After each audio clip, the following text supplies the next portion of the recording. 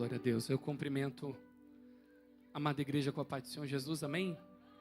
Irmãos meus, pode assentar nesta manhã. Eu quero que você abra a sua Bíblia Sagrada no livro dos Salmos, Salmos de número 11, onde nós vamos estar falando um pouquinho desta palavra, amém? Salmos de número 11, Deus seja louvado. Vou pedir, Gui, para você abaixar um pouquinho, apear o meu microfone e melhorar aqui o meu retorno, se puder.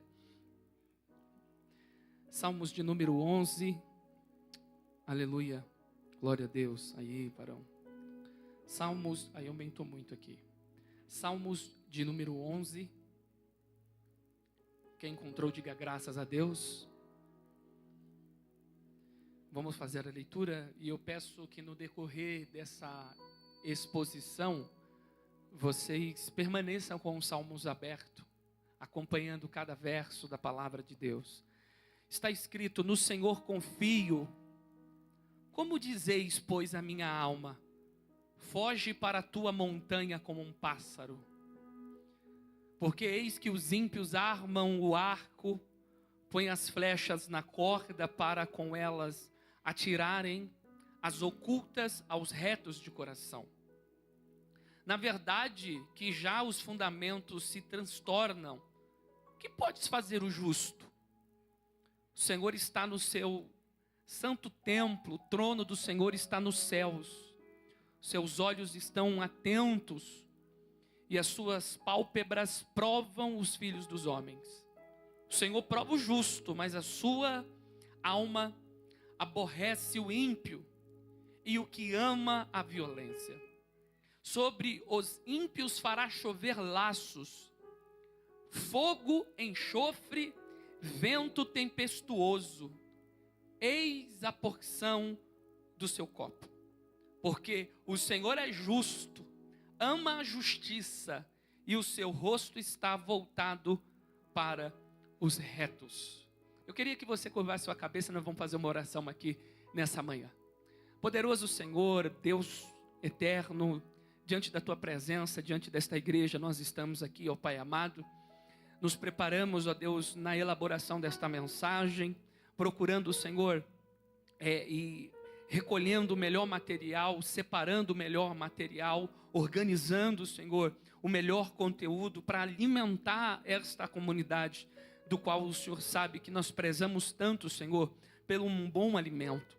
Pedimos também ao Senhor que além do nosso preparo, que além, ó Deus, da nossa organização, como é de suma importância a potencialização desta mensagem através do poder do Teu Espírito, porque o Espírito penetra o mais profundo dos nossos corações. O que eu tenho, Senhor Deus, para entregar aqui hoje é uma palavra que o Senhor colocou no meu coração na leitura, no estudo, Senhor, aprofundado desse texto. Mas o Senhor que conhece esta igreja sabe a necessidade de cada um que aqui está. Senhor, que não seja apenas mais um domingo, que não seja apenas mais uma exposição dos Salmos, mas que seja um dia que o Senhor marcou para responder orações, para falar aos corações, para levantar aqueles que está caído, aquele que está desolado, Senhor, precisando de uma resposta, de uma direção, confirmando as promessas que o Senhor assim o tem. Senhor, eu quero orar nesta manhã, apresentar esta igreja e tudo que tenta ou tentará impedir, ó Deus, tentando colocar dispersão ou qualquer coisa que o Senhor possa repreender. Nós expulsamos, ó Senhor Deus, as forças e as influências, ó Deus, do inimigo, ó Pai amado, sobre este lugar, sobre a mente de pessoas aqui hoje. É oração feita, realizada em o nome de Jesus. Amém. Quem pode aplaudi-lo nesta manhã? Deus seja louvado. Irmãos, hoje eu quero trabalhar com vocês circunstâncias em que o Senhor da aliança se faz presente. Eu vou contar até 3 e vocês vão estar pronunciando. Vamos lá, 1, 2, 3.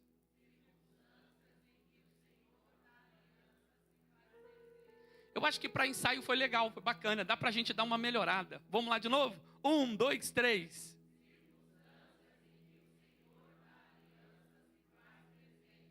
Glória a Deus.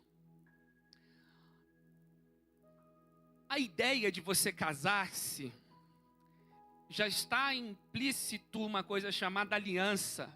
E aliança é uma coisa que nós poderíamos falar aqui de maneira muito profunda, mas a gente poderia trabalhar uma ideia de lealdade. Quem tem uma aliança de um casamento, ela tem uma proposta de lealdade. E é esta lealdade que te faz se sentir tranquilo e seguro, porque em qualquer circunstância você saberá que a aliança que você fez, ela permanece e essa pessoa está com você. E não é à toa que o celebrante, aquele ministro que fala, está ali realizando aquele casamento, ele sempre diz, é na fartura, mas também na necessidade, na alegria ou na tristeza, né? Então, são em todos os momentos, porque que casamento e que aliança é essa, que quando chegam os momentos de adversidade, de dificuldade, a pessoa que está ao seu lado, que se aliançou com você, ela prefere fugir, ela prefere te abandonar, prefere não estar com você. Eu creio que isso não seria muito legal. É interessante a gente fazer aqui algumas observações, que Deus tem inúmeros nomes na Bíblia. Eu não sei se você sabe, mas quando você fizer teologia, você vai observar na matéria teontologia, que é estudar sobre Deus, de que Deus se apresenta de diversas maneiras e com vários nomes. O nome muito comum que apresenta-se no livro de Gênesis é a expressão Elohim. A expressão Elohim é uma expressão para deuses, né? No plural. Mas a gente também tem essa expressão que está aqui, que é chamado de tetagrama, que é o YHWH. Como é o nome de Deus? É isso aqui, YHWH, que é Yud, Re, Vav, Re, que é uma expressão no hebraico. Porém, o judeu não pronuncia esse nome toda vez que chega-se essa expressão hebraica, ele usa a expressão Adonai, que é a palavra Senhor. Porém, o nome Iavé, que é a expressão aqui, é o nome da aliança. O nome de Deus da aliança, Senhor, ocorre nos salmos que nós vamos ministrar, ocorre 5 vezes. Quantas vezes? 5 vezes. E a frequência talvez enfatize a presença constante de Deus. Outro ponto importante que eu destaco nessa introdução, que esse nome da aliança é revelado por Deus a Moisés. A primeira vez que esse nome aparece está em Gênesis capítulo de número 2. Porém, quando você chega em Êxodo capítulo 3, quando Moisés está indo falar, Deus o chama para libertar o povo dele no Egito. E o próprio Moisés falou, Senhor, eu vou chegar lá, está tudo certo. Mas o povo vai perguntar quem você é. Qual é o seu nome? O que eu vou falar? E aí é o momento que o Senhor se apresenta com esse nome. E a palavra Iavé, ou no caso Yud, Re, Vav, Re, significa ou comunica existência eterna. Ele diz, eu sou o que sou. Fidelidade pactual, presença ativa entre o seu povo, compromisso pessoal e não impessoal. Assim, sempre que o salmista usa essa expressão, ele não está apenas falando sobre Deus, mas invocando o Deus que se relaciona, que age e que permanece fiel. Então esse nome de Deus, o Deus da aliança, está trabalhando uma ideia de relacionamento. Diga comigo, Deus da aliança é um Deus relacional. Ele se relaciona com a gente. E esse uso contínuo depois de Êxodo 3, o nome predominante de Deus no Antigo Testamento, usado especialmente em contextos de aliança, de salvação, de fidelidade e de juízo justo. Nos Salmos, por exemplo, aparece centenas de vezes, sempre reforçando a ideia de presença constante e relacional de Deus. E eu achei interessante que no estudo, no Salmos 11, que tem 7 versos, apresenta 5 vezes esse nome, Senhor. Se você vai observar, sempre em caixa alta, Senhor. Essa é a tradução por detrás do texto, que é Yud, Re, Vav, Re. É o nome de Deus. E esse nome fala de aliança. E hoje, partindo disso, olhando para este salmo, Eu quero trabalhar circunstâncias em que o Senhor da aliança se faz presente. Porque o que faz as pessoas hoje questionarem a sua fé? É quando sente-se que Deus está distante. É quando chega um período de uma tragédia, quando chega uma enfermidade, algo que você não colocou no cálculo, na matemática. Chega um dia de calamidade para você, e quando chega o dia da calamidade, qual será a nossa atitude? Quando chega o dia mau, a enfermidade pode chegar na sua casa, a morte pode bater na sua casa. Você pode perder o que você tem, ou perder aquilo que nem tem. Está no texto lá em Mateus 25, até aquele que não tem, eu vou tirar o que ele tem. Você acha que não tem, mas Deus sabe que você tem. Então, são pessoas que questionam Mateus. Quantos livros tem sobre a ideia do mal? Se Deus é bom, por que existe o mal? Quem já não teve uma sensação que Deus está distante? Quem já não teve uma sensação da vida que falou, olha, eu não sei se Deus é comigo mesmo, como todo mundo diz que é, profetas que se levantam. Porque eu tenho uma sensação de que tudo que eu faço dá errado. Eu sinto que parece que a cruz minha é mais pesada do que a do senhor, pastor. Porque sua vida caminha mais, a minha não caminha. Eu caminho ali, eu até levanto, mas depois eu caio. Eu não consigo, sabe? Eu sinto que minha família não está do jeito que deveria estar. Eu sinto que emocionalmente eu não tenho toda essa estabilidade. Eu sinto que financeiramente eu não consigo deslanchar. Eu sinto que no meu casamento a gente encontrou o melhor lugar da casa para viver, mas bem a gente não está.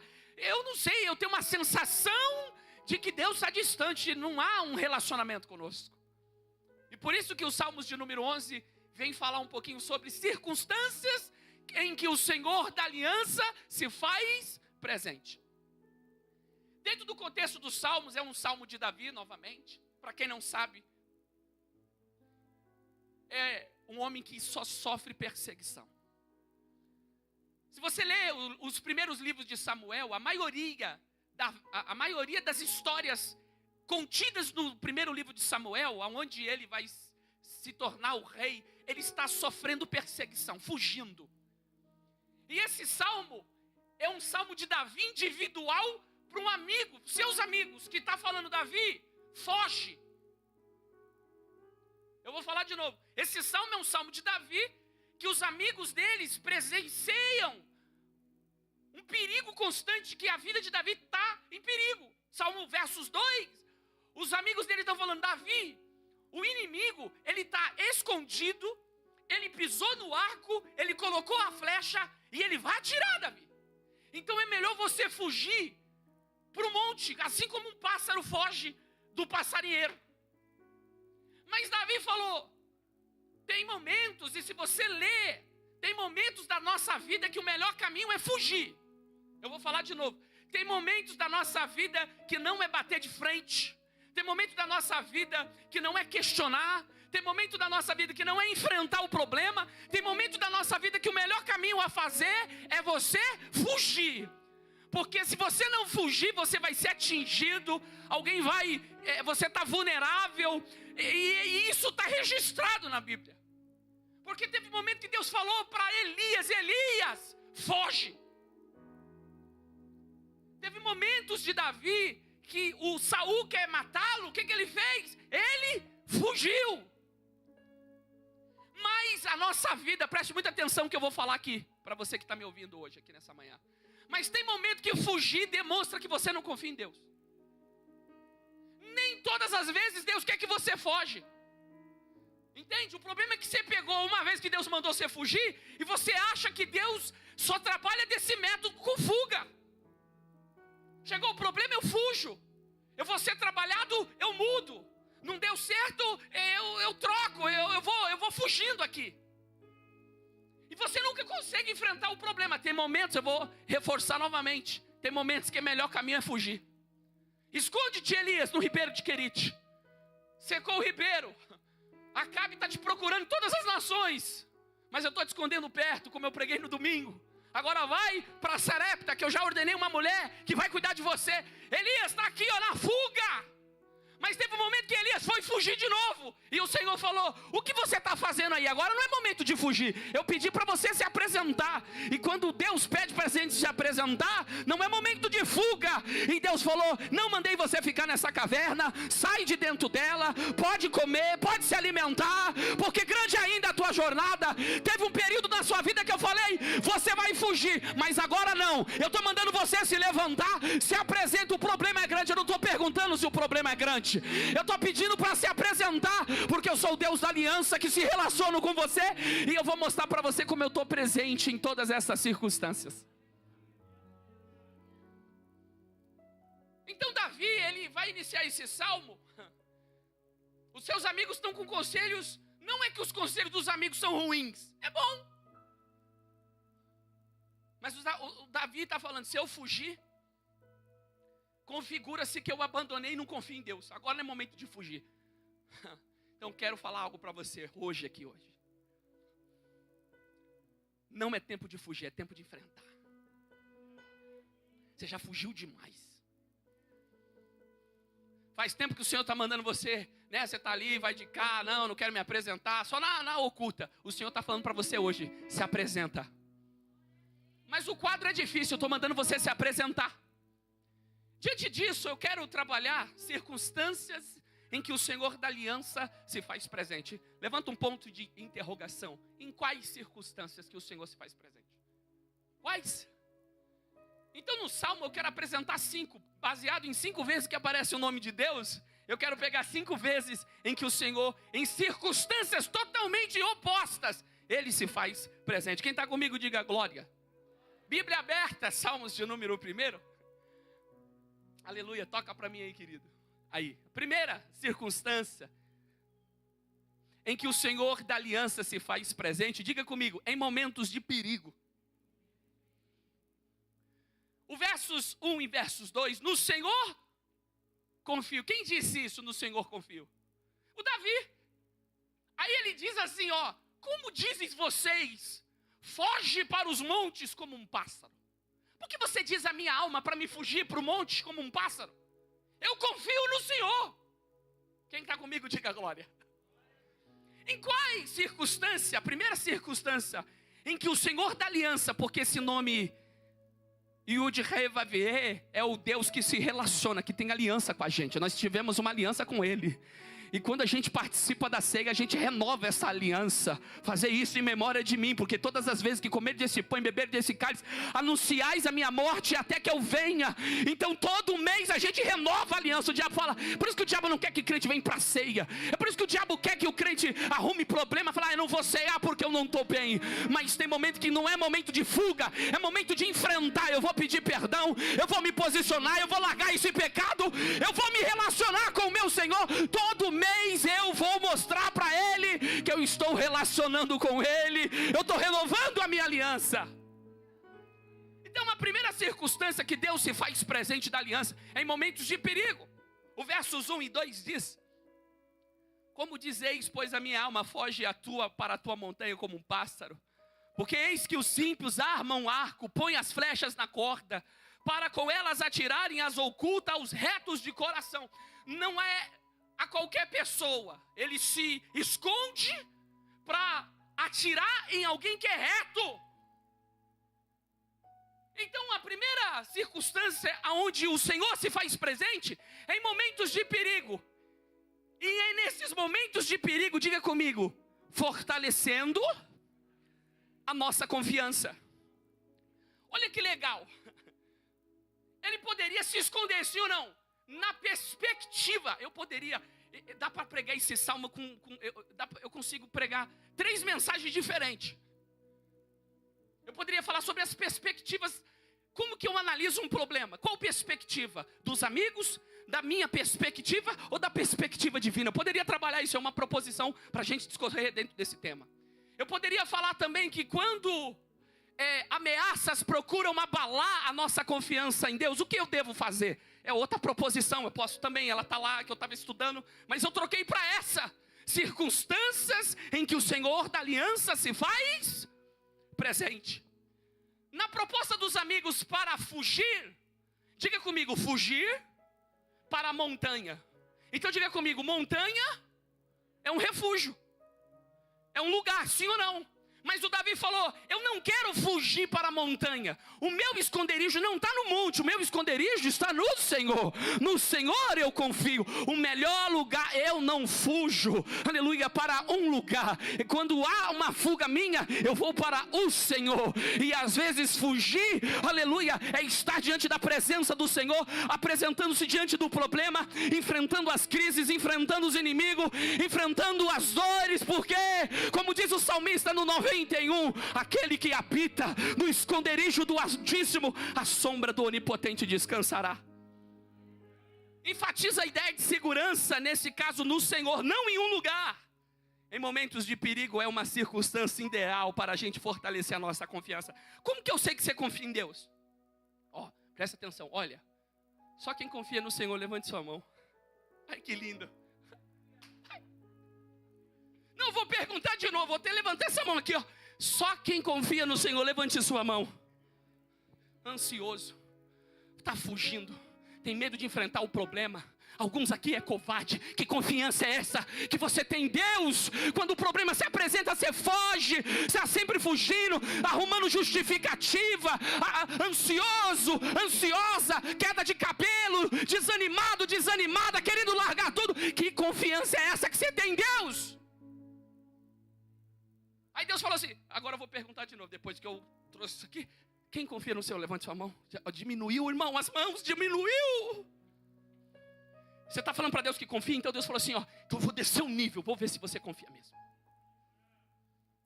Porque em circunstâncias que o Senhor da aliança se faz presente, momentos de perigo, é o melhor momento para a gente fortalecer, para saber se eu confio ou não. Aí eu coloquei algo aqui. Diga comigo, confiança não nasce de momentos de tranquilidade, não. Tá tudo tranquilo. Eu confio no Senhor. Eu confio em Ti. Tá na paz. Tá tudo na bênção. As coisas estão se encaixando. Que confiança é essa? Confiança quando você está no mar e o barco está tranquilo, não tem onda. É fácil confiar no Senhor.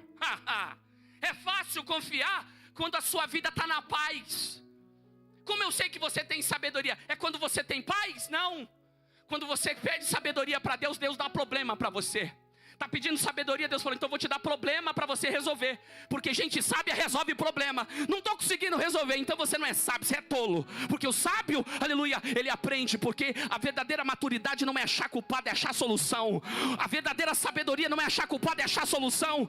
Deus se apresentou a Salomão, e Deus ficou até bravo com Salomão, que apareceu para ele 2 vezes. Porque quando Deus se apresenta, é que ele tem algo com você. E Deus se apresentou 2 vezes para Salomão, e mesmo assim ele se afastou do Senhor. Mas a primeira vez que Deus se apresentou para ele, ele falou, Senhor, eu não quero dinheiro, eu não quero que o Senhor faça com os meus inimigos fuja. Sabe o que eu estou pedindo para ti? Eu só quero sabedoria. Sabedoria para entrar, sabedoria para sair, sabedoria para entrar, sabedoria para sair. Só pede sabedoria quem já é sábio. A porção de sabedoria dele era pequena, né? Mas Deus deu mais para ele. E como que eu sei que Salomão tem sabedoria? Quando ele começou seu ministério, Deus já apresentou um problema para ele. 2 mães chegaram dizendo, o filho é meu. A outra falou, não, o filho é meu. E ele falou assim, calma, esse problema aqui vai manifestar minha sabedoria. Me dá uma espada, eu vou cortar a criança no meio, eu dou metade para você e a metade para você, e o problema está solucionado.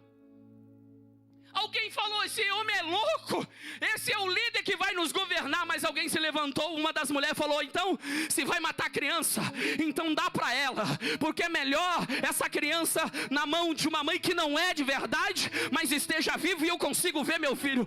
E Salomão, com muita sabedoria, entendeu. Sabe quem é a mãe da criança? Não é essa aqui, é essa. Então tem problemas que o Senhor vai apresentar, é para você resolver, para manifestar a sabedoria que Ele te deu.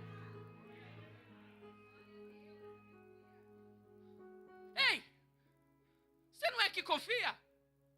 Tá pituruco, tá conseguindo dormir não? Tomando remédio pesado para dormir? Só no Passilix? Você vai ficar na dependência de remédio até quando? Tô mandando ninguém largar remédio não. Você tá meio assim? Toma, filho, é perigoso. Mas você não vai ficar dependência de remédio ou dependência emocional. Sabe quando a gente sabe aquelas pessoas, pastorzão, eu estou na paz agora, estou mais calmo. Como eu sei que você está calmo? Quando eu levo você para jogar bola. Quando o cara te dá uma entrada, seu vaso. Aleluia. Sabe? Você está no trânsito, o cara te fecha e aponta o evangelista para você e fala, e que é? Aí você fala, aleluia, vai com Deus, varão, tem culto quarta. Eu nasci de novo, eu sou crente. Eu sou cheio do Espírito Santo de Deus. Esses momentos, Ângelo, é interessante para a gente manifestar que confia em Deus. Momentos de perigo, é momentos que fortalecem a nossa aliança. Jó recebeu 4 mensageiros. E veio os inimigos, levaram os animais, mataram os servos à espada, toda a sua renda, todo o seu poder financeiro. Termina, Jó. Jó, mataram todos aqueles que trabalham para ti, Jó. Jó, desceu bem um vento impetuoso, derrubou as estruturas, todos os seus 10 filhos, Jó, morreram, Jó. E além disso, o diabo colocou uma doença maligna em Jó. Ele tinha motivo, irmão, para chegar para Jeová e falar, Jeová, eu estou jogando a toalha. Ô Jeová, eu falei, o Senhor mesmo disse para o Satanás que eu era reto, o Senhor falou que eu desviava do mal, o Senhor falou que eu era íntegro, o Senhor falou que eu era sincero, mas o Senhor apertou, Senhor, o cinto, o Senhor me desceu num nível, tirando tudo que eu tenho. Jó poderia ter essa justificativa, até tinha justificativa, porque ele enterrou, foi 10 filhos, irmão. Isso aqui não é história da carochinha, não. Isso aqui foi um homem que de fato viveu. Mas quando o Senhor permite algo nas nossas vidas, sabe o que Ele está fazendo, Jó? Eu estou fazendo você subir de nível, Jó. Você acha que você tem uma confiança em mim? Até tem, você é reto, é sincero, mas eu quero dar um upgrade na sua vida, Jó. Eu quero trabalhar com você, relacionamento, Jó. E Jó, irmão, está num grande alvoroço. Jó, capítulo 38. E o Senhor se apresentou dentro de um redemoinho, porque era o redemoinho que ele estava vivendo, e fez pergunta para Jó. Ele não respondeu uma, e ele falou, eu achava que eu te conhecia, eu achava que eu confiava, mas agora os meus olhos estão te vendo, Senhor. Ei, isso aí não vai te matar, não. Deus só quer que você suba de nível. Você vai sair mais forte. Aleluia. Dá um grito aí, vai. De leão e de leoa, vai. Esses leões assim, não, misericórdia, irmão.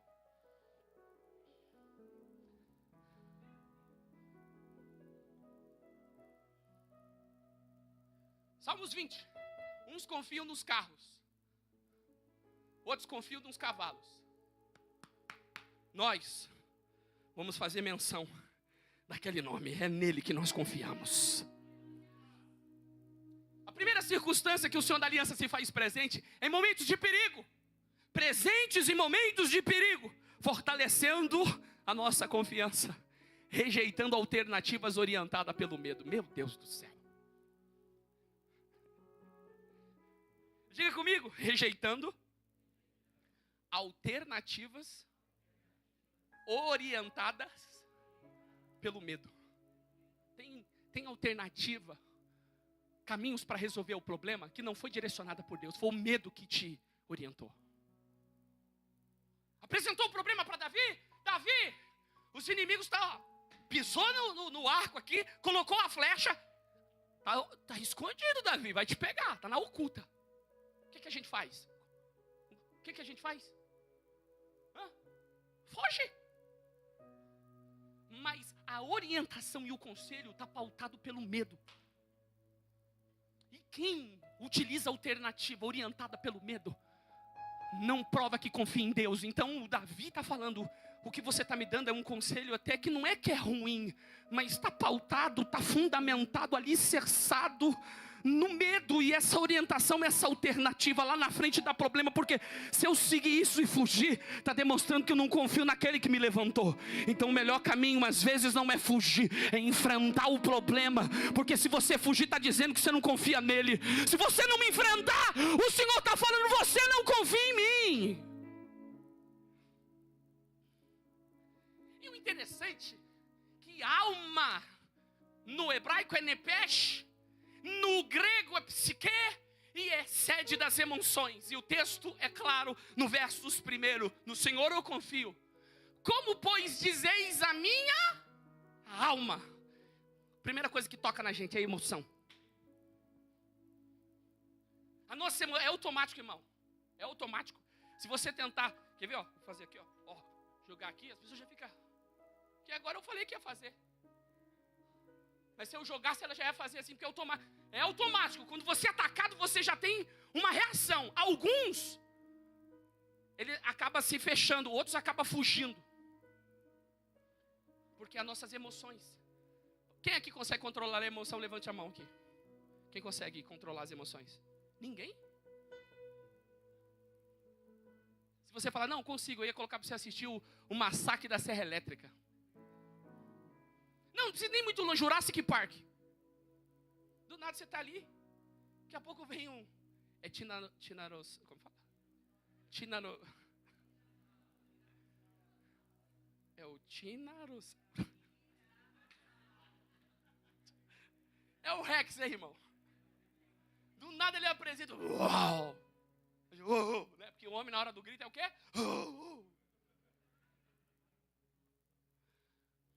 Mas você não controla a emoção? Já tomou um susto assistindo um filme? Tem mulher que toma susto com o marido.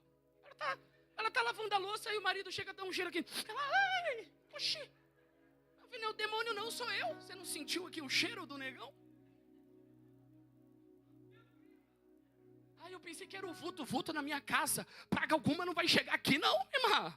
Esse vulto negro aqui sou eu, seu esposo. O termo hebraico para fugir tem o sentido de esvoaçar, o que torna difícil para um caçador mirar sua funda ou a flecha e atingir o seu alvo. Aquele pássaro que vai assim fugindo, aí você vai tentar pegar o pássaro, ele foge e vai tudo assim. Como que eu acerto nele? É o termo, né, para fugir.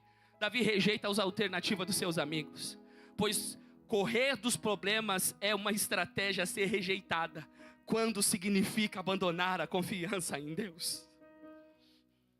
Tem momento que o Senhor desafia a nossa confiança.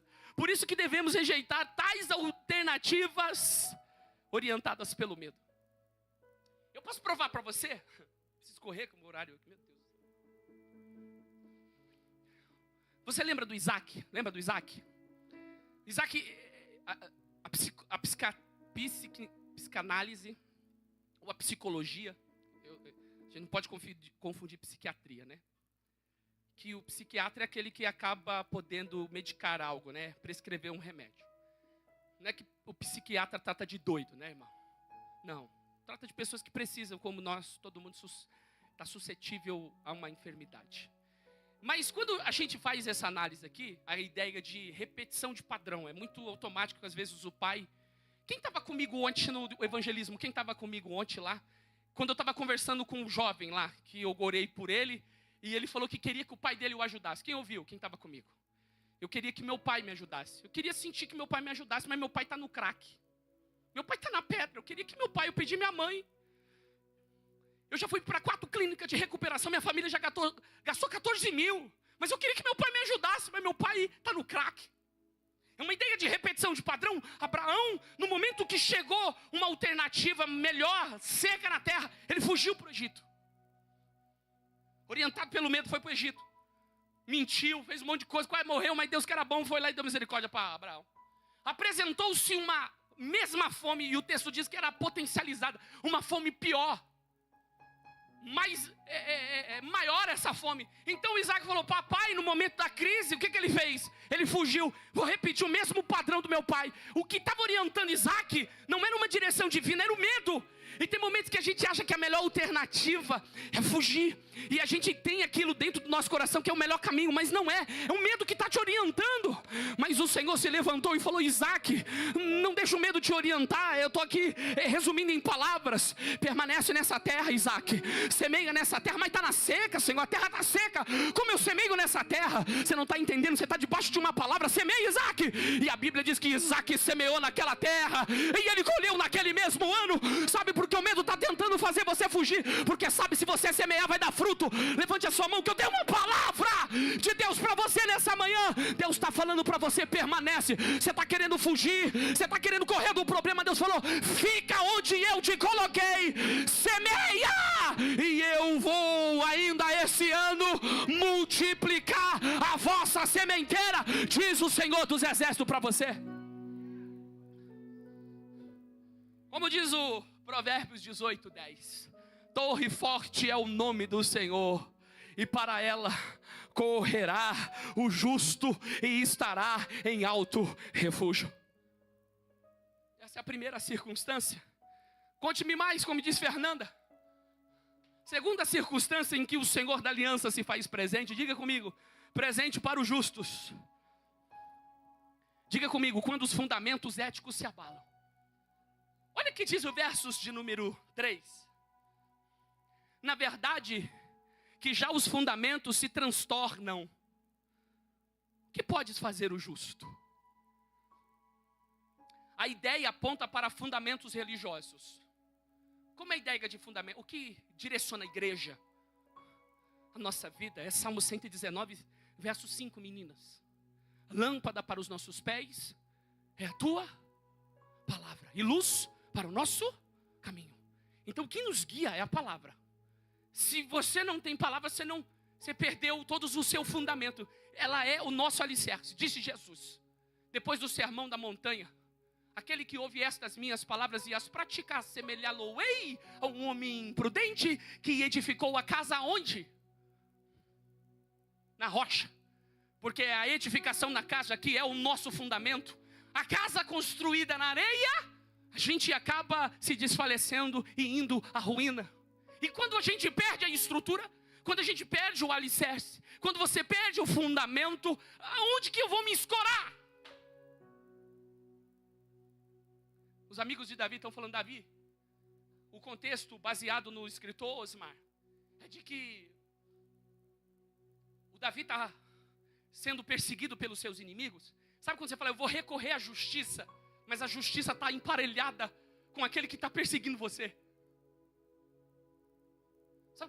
Sabe, você não tem alternativa. Aquela ideia de tipo, não, eu vou procurar Sabe quando você assiste aquele filme, fala, não, vou procurar a polícia, mas a polícia está envolvida mais do que aquele que... Eu confio em quem aqui? Perdeu-se o padrão. Interessante que, fazendo essa análise, a desintegração dos fundamentos sociais e éticos de nosso mundo, como de Israel, está estreitamente ligada à confiança em Deus, ou à ausência dela. Pois a confiança se torna um antídoto para uma sociedade que está ruindo. Quando o padrão entra no relativismo, perdemos a capacidade de direção. Porque os padrões absolutos são importantes, ou seja, eu só consigo medir se eu tiver padrão. Presta atenção. Você só mede se tem padrão. Por quê? Exemplo. Uma pergunta para você. Preste atenção comigo na pergunta. O mundo está melhorando ou piorando? Eu vou perguntar de novo. Melhorando ou piorando? Para você falar isso, você tem que ter padrão. Sem padrão você não consegue medir. Se você fala que o mundo está piorando, significa que tem um padrão de mundo bom. Estou falando sério? Tem que ter um padrão do que é perfeito. Aí uma vez que você olha para esse mundo, você fala, não, nossa, esse mundo piorou. Por quê? Porque você tem um padrão. O que é a reforma protestante? Tinha forma, deformou e aconteceu o quê? A reforma. Então quando você não tem padrão, você não dá para medir, você não sabe para onde você vai. E o que os amigos de Davi estão falando? Em circunstâncias em que o Senhor da aliança se faz presente, presente para os justos, quando os fundamentos éticos se abalam. Quantos que não se sentem perdidos em um mundo de injustiças, já teve uma sensação de impotência diante de injustiça, quando não existe mais padrões? Você parou para analisar, irmão, eu não sei se é só comigo. Gente, para um motoqueiro, passa um motoqueiro.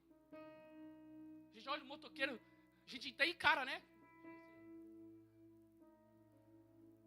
Você vê o motoqueiro, você já quer correr. Quem faz isso aí? Levante a mão, irmão. Só eu que faz isso aí.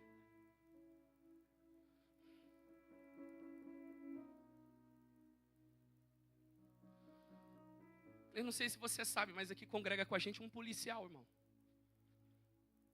Aí eu me lembro que quando ele veio congregar com a gente, primeiro dia eu falei, não, vou te levar no carro, que aqui é perigoso. Falei, vamos lá, que é perigoso essa rua aqui. O cara estava armado, irmão. E eu querendo ser a escolta dele. Pode isso, Arnaldo?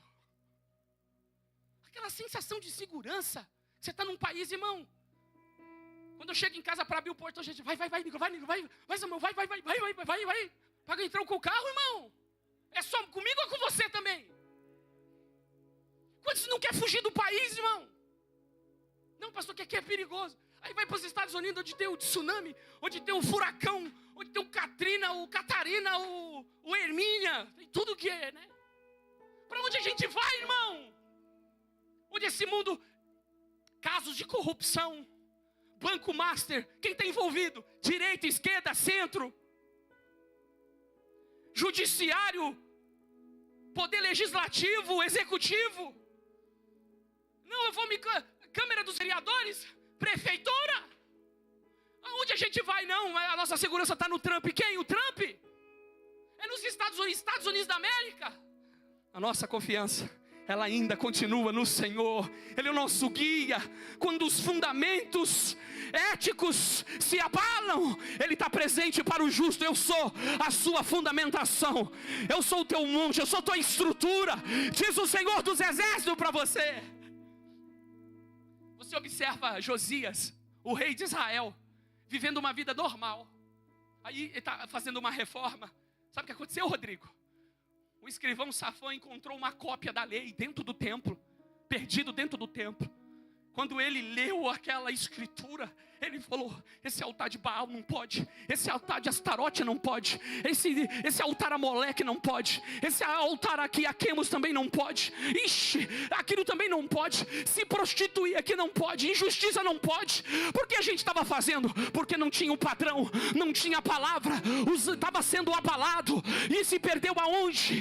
Dentro da igreja, ou seja, dentro do templo. Tem gente que pede Jesus dentro do templo. A mãe de Jesus foi lá para Jerusalém para a festa, e ela foi e está voltando para sua casa e falou, cadê meu filho Jesus? Aí procurou no lugar errado, foi nos parentes, não estava. E onde Jesus estava? Dentro do templo. Perdeu Jesus dentro do templo e procurou no meio dos parentes. Quando a gente perde o padrão, irmão, é por isso que tem pecado. Tem gente que não lê Bíblia, começa a acumular pecado. Jesus disse, vocês erram por não conhecer as Escrituras e nem o poder de Deus. Mas eu venho nessa manhã dizer para você que o padrão da igreja não é o pastor Renato, não é a minha família que é o padrão é a palavra. No dia que eu não estiver na palavra, eu estou errado. Ele é presente para os justos quando os fundamentos éticos se abalam. Diga comigo, sendo um refúgio presente ou sendo um refúgio seguro. Se forem destruídos os fundamentos, que poderá fazer o justo? Ele pode recorrer ao Senhor. Ele pode recorrer ao Senhor. Teve uma mulher que foi procurar justiça com um juiz que não temia homem, não temia Deus, não temia ninguém. Mas aquela mulher insistiu tanto, que aquele homem fez justiça. E sabe o que Jesus está falando? Se aquele cara que é injusto fez justiça àquela mulher, imagine o vosso Pai Celestial. Se você clamar, eu vou responder. Clamas a mim e responder-te-ei e anunciar-te-ei coisas firmes e grandes que tu não sabes. Você sabe que a confiança ela produz em nós, Cristiane? Diga comigo, estabilidade. Eu acabei de orar pela Yasmin. Orei em lágrimas, porque ela vai fazer agora a segunda prova, segunda etapa da prova do AOB. Ela estava aqui, aquele desespero, e aí eu fui orar, aquele coração pastoral, coração de pai, que estamos aprendendo em psicologia e ética pastoral. E a minha oração foi, Senhor, só dá a ela estabilidade, porque quem vai confiante dá certo. Porque a confiança, ela produz o quê? Estabilidade. Quando você fica ansioso, significa que você está o quê? Você não confia. Estabilidade. Sabe, está tudo ruim. Todo mundo falando, acabou, não tem padrão. Não. O Senhor é o meu refúgio presente. Levante sua mão que eu quero liberar uns salmos para você. Eu quero. Salmos 46. Deus é o nosso refúgio e fortaleza, socorro presente na hora da angústia. Eu vou falar para ter alguém que precisa ouvir. Deus é o nosso refúgio e fortaleza, socorro presente na angústia. Entre Malaquias e Mateus tem 400 anos, chamado na teologia de silêncio profético. Não há livros escriturísticos inspirados por Deus, não há nesse período. Mas há nesse período a maior proliferação de livros apócrifos e pseudepígrafos, que são livros falsos, escritos falsos e ocultos, que não são dignos de serem aceitos como doutrinas, apenas como história. Mas no primeiro livro de Macabeus e no seu segundo livro de Macabeus, esse período é um período de revolta. Israel só conseguiu se manter de pé porque o Senhor foi com eles. Não há a voz de Deus em termos escritos, mas há uma presença de Deus com aquele povo. O inimigo muito astuto falou: Israel guarda o sábado, então a gente vai matar eles no sábado. Então vinha todos os gregos e entravam através do Seleucida, que é Seleuco. Quem estudou com teologia sabe o que eu estou falando aqui. É o Seleuco que mandou todo o seu império com Ptolomeu. Entrou em Jerusalém, começou a matar judeu no dia de sábado. E ele falou: sábado não posso, porque se fosse na sexta eu ia quebrar você, se fosse no domingo tu ia ver, mas no sábado eu não posso. Mas o Judas Macabeu falou: olha, ou a gente se levanta e diga independência e a gente vai morrer. Mas Israel se levantou, foi no sábado mesmo. Os fundamentos tinham se abalado, mas o Senhor estava presente e Israel teve uma revolta e conseguiu expulsar os inimigos. Quando os fundamentos éticos se abalam, o Senhor é o nosso refúgio. Caminhando ainda dentro desse salmo, a terceira circunstância em que o Senhor da aliança se faz presente. Diga comigo: presente em seu templo celestial.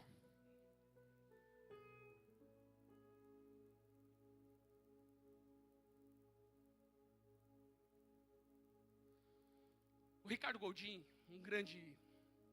foi um grande pastor numa década passada. Me inspirou muito em suas pregações, mas o Ricardo Goldin, ele acabou se desviando da verdadeira teologia e hoje ele adotou uma teologia liberal. A teologia liberal, ela é um câncer e ela não surgiu no meio neopentecostal e nem nas igrejas pentecostais. Ela surgiu no ambiente acadêmico, com grandes teólogos, com pensadores, filósofos. Ela é um câncer que entra da igreja e destrói.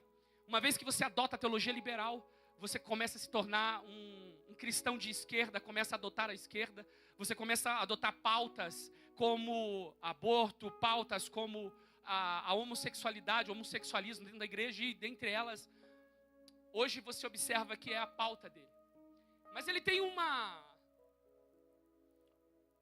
não sei se é um artigo, mas ele fez uma publicação há época atrás, e no seminário quando eu fazia, foi dado para nós, para a gente pensar sobre.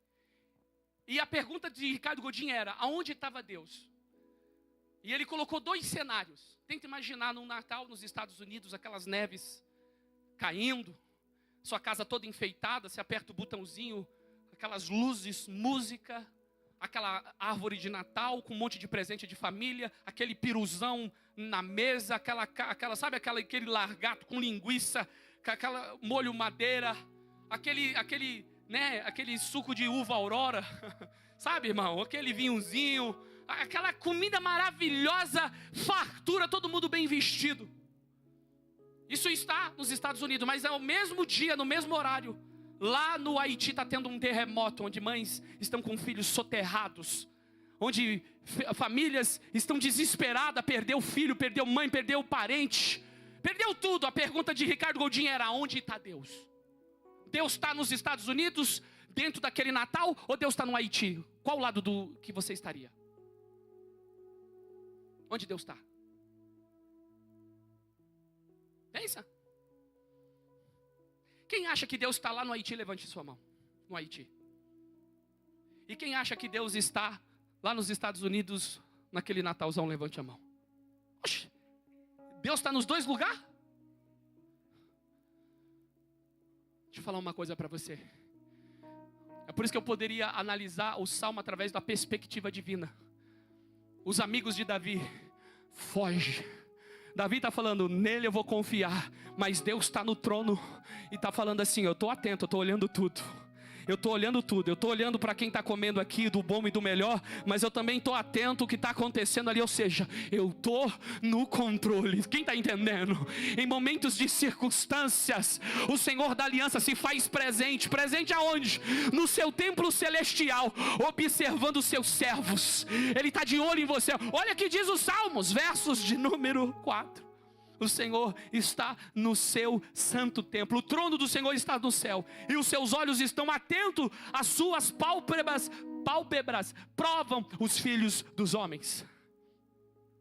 A propósito, Davi confiava em Deus, pois a sua análise da situação era feita da perspectiva divina. Ou seja, Deus está de olho no que está acontecendo e agirá ao meu favor. Por isso eu confio. Quantas armadilhas feitas a nós. Quantas pessoas nas escuras e escondidas para fugir. Mas Deus continua no trono exercendo controle sobre todos.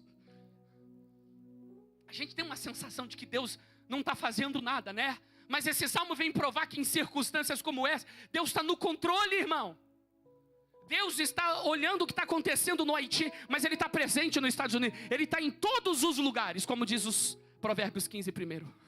Os olhos do Senhor estão em todos os lugares, contemplando o mal e os bons. Presente em seu templo, provando a sua fidelidade. Ei, Ele está no templo, mas Ele está provando você. Põe para mim aí, Midianita.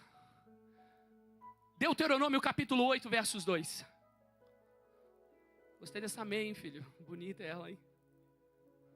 Louva demais. Põe aí. Toda a igreja, lê para nós. 1, 2, 3.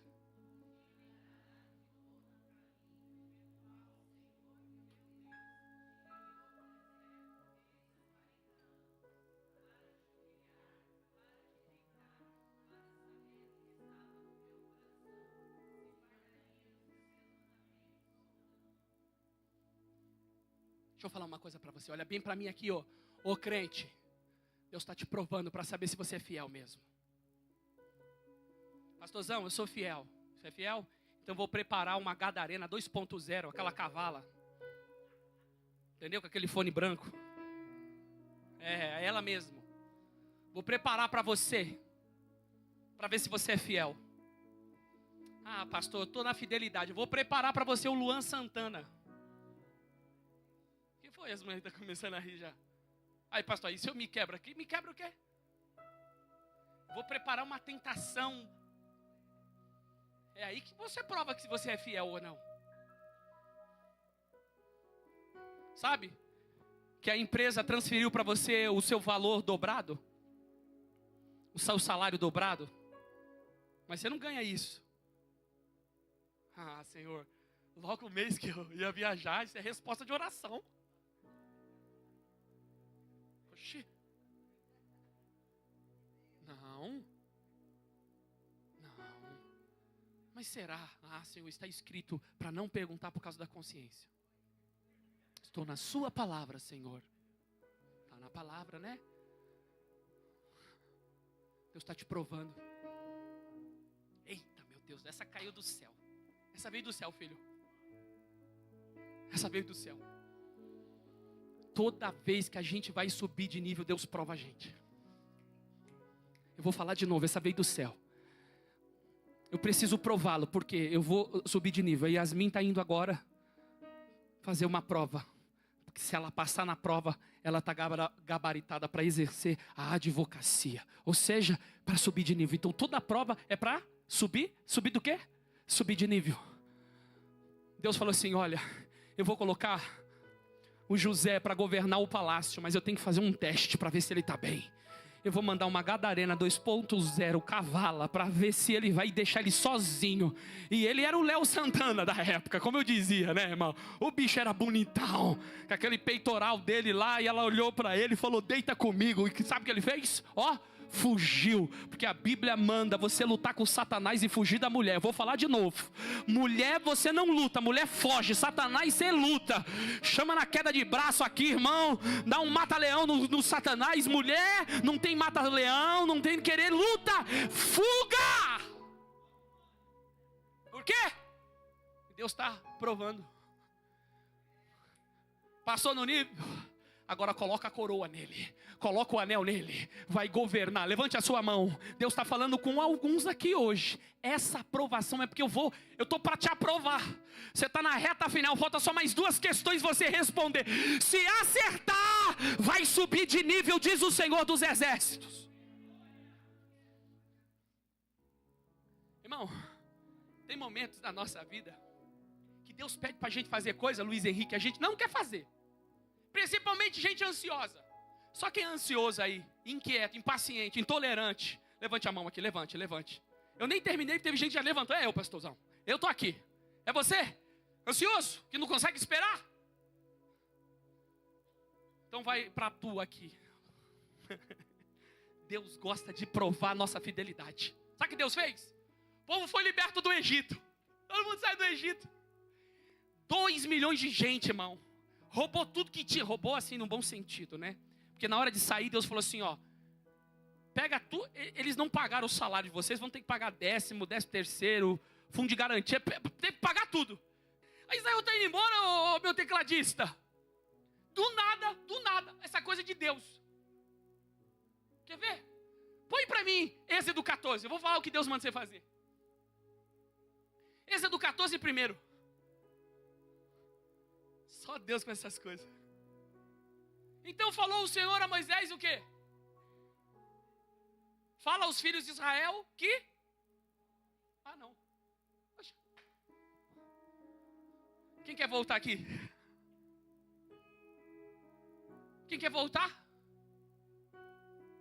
A ideia da nossa vida, da nossa mentalidade, adolescentes do Senhor, é sempre crescer, caminhar, sempre para frente, né? Nunca a gente gosta de voltar, mas tem momento que Deus fala assim: volta. O que você vai fazer? Não é um bate e volta, não. Diga comigo, se acampe. Ama as barracas, as estruturas. E o que você vai fazer? Pede para o ansioso voltar, acampar e se assentar, pra você ver. Ele até senta.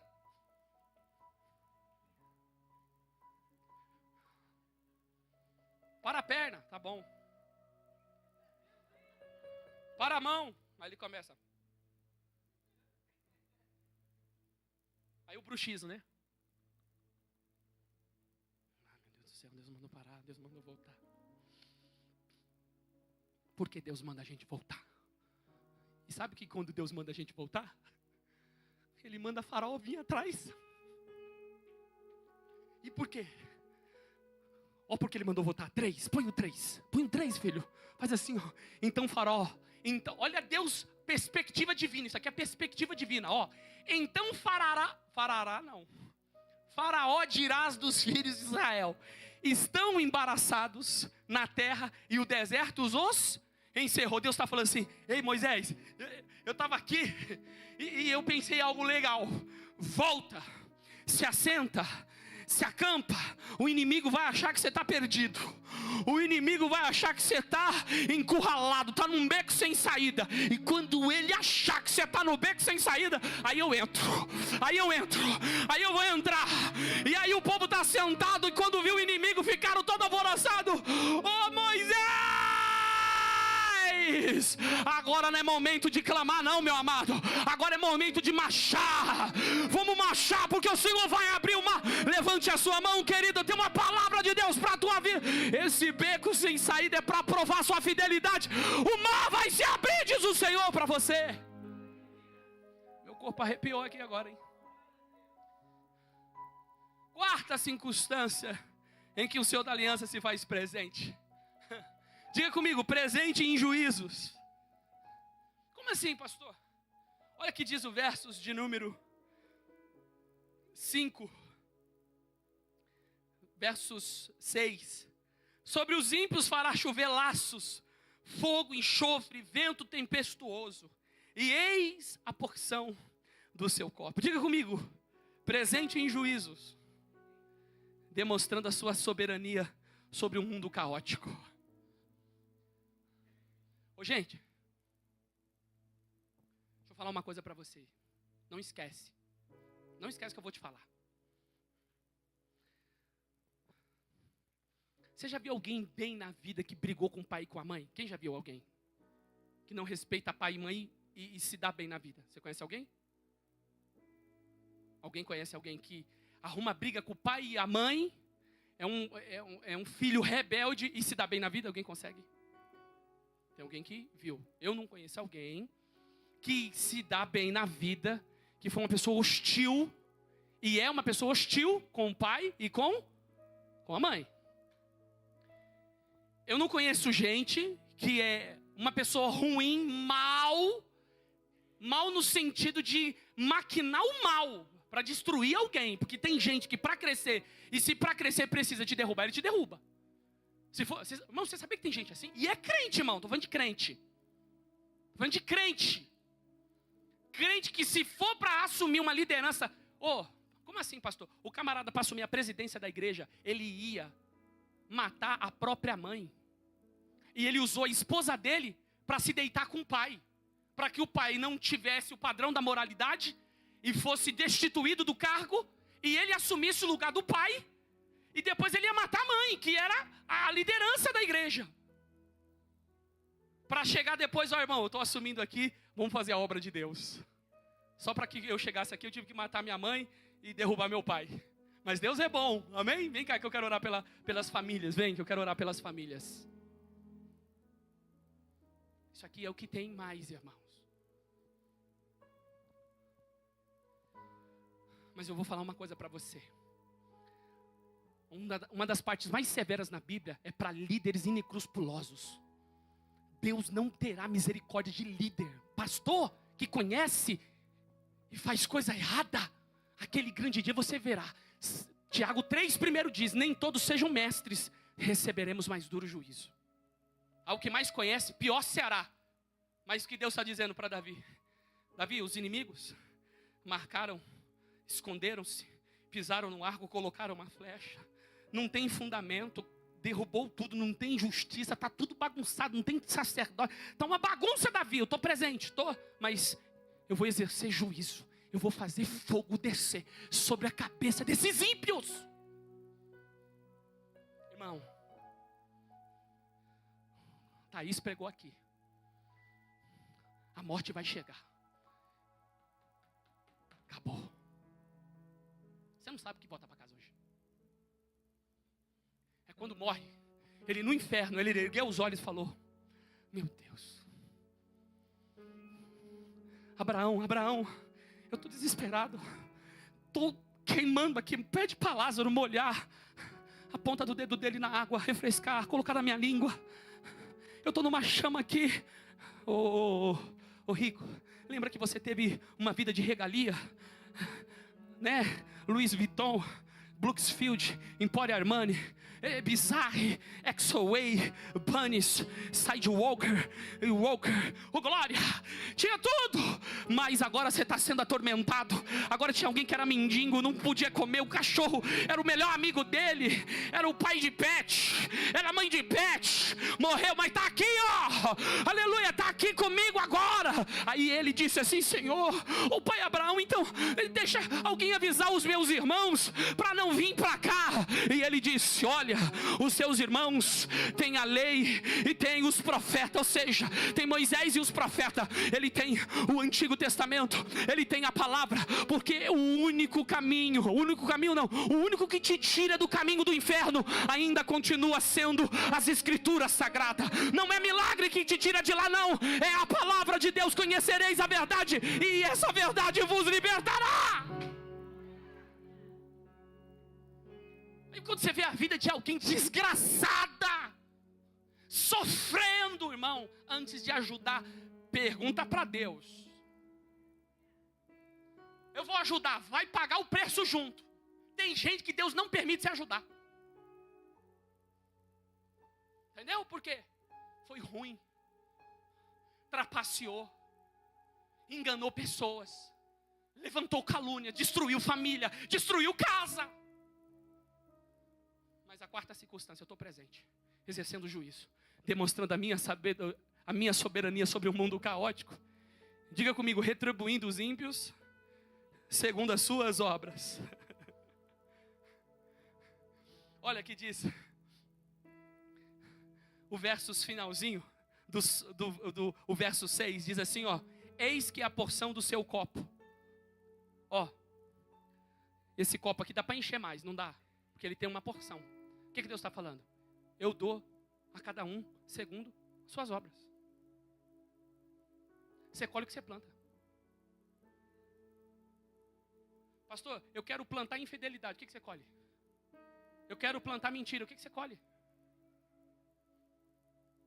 No início dessa igreja, eu não era o pastor presidente. O primeiro presidente foi o pastor Gilmar, escolhido democraticamente. Mas o Senhor usou a vida do pastor Silas Dourado e falou: Deus falou que era para você estar na frente. E se você ficar lá, eu vejo a ruína dessa igreja. Deus entregou nas suas mãos. E eu falei: então eu não quero arruinar a igreja. Eu entreguei, eu falei assim: eu estou entregando a vice-presidência da igreja. Eu vou pegar a minha família, o meu violão, eu vou lá para o Taboão da Serra, arrumar um salão e vou alugar uma parte de cima para teologia e baixo para a igreja. Reuni aqui a diretoria. 3 meses de ágape. Eu falei: ó, Deus colocou um projeto no meu coração. E aí todo mundo ali conversou. E estava o Maico, o Renilson, Fernanda, o pastor Gilmar. Eram as pessoas que estavam presentes. A Lídia não tinha chego. A Lídia estava no centro de São Paulo com o marido. Daqui a pouco a Lídia chega e falou: o que está acontecendo? Eu falei: olha, eu estou entregando porque Deus me deu uma palavra. E quando o pastor falou, eu chorei, ardeu meu coração. Eu senti que era isso que Deus mandou fazer. Eu estou sentindo que em 3 meses a igreja vai pegar outro ritmo. A gente vai ter a cópia da outra igreja que a gente veio. E não é isso, eu não tenho mais tempo para perder. E Deus mandou fazer, eu vou ser fiel. E a Lídia falou: olha, o pastor Renato, o que uniu essa igreja aqui são a gente aqui, irmão, nós 4. Eu acho que se a gente perdeu o pastor Renato, não é que a gente perdeu, mas é uma peça importante. Eu acho que é essa união. E o pastor falou: então, todo mundo concordou. Falou: então vamos fazer o seguinte, o pastor já fez uma presidência de 3 meses, vamos entregar para o pastor, 3 meses e a gente faz uma análise para ver quem é que vai comandar aí. E o pastor não, e todo mundo votou. Colocou nas minhas mãos. O pastor entregou a chave para mim e disse assim: eu vou te mostrar e vou provar para você o que é ser servo.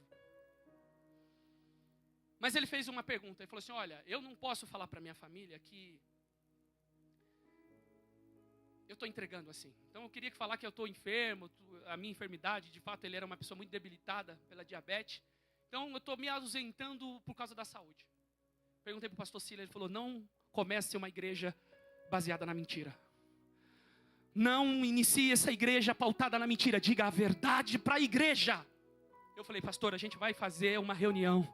E fizemos uma reunião, ele estava presente. Quem estava nessa reunião aqui? Quem estava nessa reunião na época? Nós fizemos uma reunião, ele presente. Nós falamos a troca aqui dentro dessa igreja. Falamos, foi feita uma reunião. Falamos tudo aqui para a igreja no início da ágape.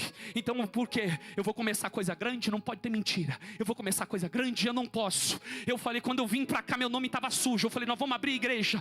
Então eu não quero abrir essa igreja com nome sujo. Eu vou limpar meu nome, eu tive que desdobrar, eu tive que fazer correria para manter. Eu tenho um patamar de vida, eu tenho um estilo de vida. Eu tive que renunciar a muita coisa para estar aqui, para manter o sistema, para não deixar cair. As dívidas vinham e eu falei: eu vou trabalhar mais. O Senhor se ingressa na obra, se dedica, vai estudar que eu vou abrir. E hoje eu estou aqui na liderança da igreja, adorando ao Senhor. Construímos ela na verdade e o Senhor está abençoando. Não faça nada na mentira, porque a mentira te derruba. A gente não pode. Melhor você ser verdadeiro. Afastar gente que não precisa estar do seu lado. Mas não minta. Porque tem juízo. Tem juízo. Quando chegou o período dos juízes, primeiro livro de Juízes, a tribo, eu acho que foi Caleb. Caleb falou assim: ó, alguém consegue subir comigo para expulsar os inimigos? Aí ele chamou um amigo, uma das tribos, não sei se é a tribo de Benjamim. Sobe comigo que eu te ajudo também. E ele falou, eu vou. Aí eles foram e prenderam um homem chamado Adoni-Bezeque.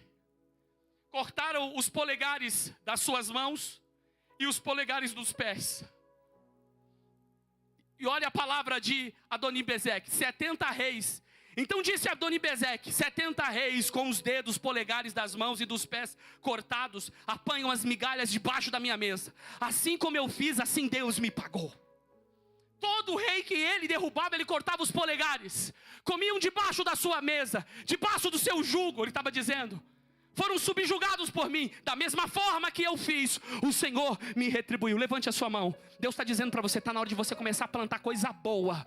Não nos cansemos de fazer o bem, porque ao tempo a gente ceifa, se a gente não desfalecer. E eu encerro aqui hoje a minha participação, falando sobre a quinta circunstância em que o Senhor da aliança se faz presente. Diga comigo, presente para legitimar. Olha que diz o versos de número 6, 7. Porque o Senhor é justo e ama a justiça, e o seu rosto olha para os retos. Presente para legitimar. Diga comigo, uma vida íntegra. A ideia de legitimar é a ideia de aprovação. Passou pela prova, estou legitimando, sabe? Eu estou presente para legitimar, para te dar vitória, para te levantar. É isso que Deus está fazendo. Olha que legal, olha que bacana. Terminamos com a última circunstância que o Senhor se faz presente para legitimar pessoas que vivem uma vida íntegra. Confiança produz estabilidade, firmezas que são resultados de uma vida íntegra. Ver a face de Deus significa vê-lo em toda a sua glória. Vê-lo em toda a sua glória consiste em ver a nós mesmos em o nosso mundo da perspectiva divina. Gente, ei, sabe por que Davi, no início do Salmos 1, Salmo 1 não, versos 11, o versos 1, capítulo 11, versos 1. Davi foge para o monte, como os pássaros. Não, no Senhor eu confio. Davi, os fundamentos se abalaram, para onde o justo recorrerá? No Senhor eu confio. Ô Davi, o inimigo pisou no arco, colocou a flecha, está escondido. No Senhor eu confio. E quem confia no Senhor é gente reta, é gente íntegra. E o Senhor se apresenta dizendo, eu tenho aliança com você. Eu tenho aliança com você, não te abandonei não. Eu estou me relacionando em todos os momentos da sua vida, mas eu também me levanto para legitimar você por causa da sua vida íntegra. Lembra que eu preguei aqui sobre os benefícios da sinceridade, que quem tem sinceridade tem benefício, e o Senhor abençoa. Você levantou. O Jó, sabe o que aconteceu? Íntegro. Deus virou o cativeiro dele. Por que Deus virou? Porque ele era justo. E isso reflete a sua natureza. Sabe o que faz a diferença, irmão? É quando alguém te dá um tapa aqui e você faz o quê? Bate aqui. Quando alguém quer te fazer o mal, você ora. Quando alguém te persegue e fala, Deus é na sua vida, eu vou orar por você, eu vou descer na oração. Ah, mas eu vou refletir a natureza do meu Deus. Ei, a árvore produz conforme o fruto. Cada um dá o que tem. Ah, mas me tratou mal. Eu não sou ele. Eu não sou todo mundo. Já dizia Dona Hermínia, você não é todo mundo. Estão me falando mal de mim, mas eu falo bem. Disse que você não prega bem, mas ele é bênção. Eu tô crescendo. Não louva, voz de taquara rachada. Eu vou fazer uma aula de canto e eu vou cantar. Ô, glória! Eu quero convidar você a se levantar nessa manhã.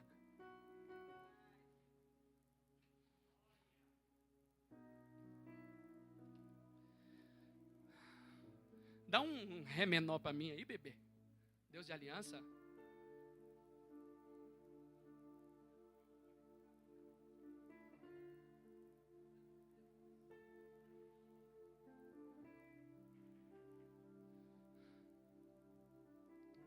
Eu quero encerrar aqui hoje adorando ao Senhor. Você que tem aliança com Deus,